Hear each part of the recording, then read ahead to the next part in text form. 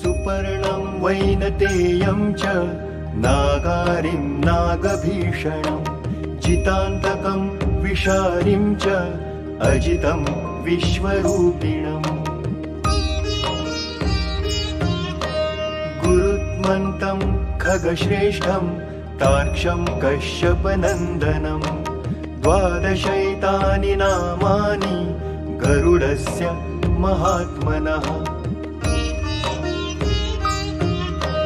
यः पठेत् प्रातरुत्थाय स्नाने वा शयनेऽपि वा विषं नाक्रामते तस्य न च हिंसन्ति हिंसकाः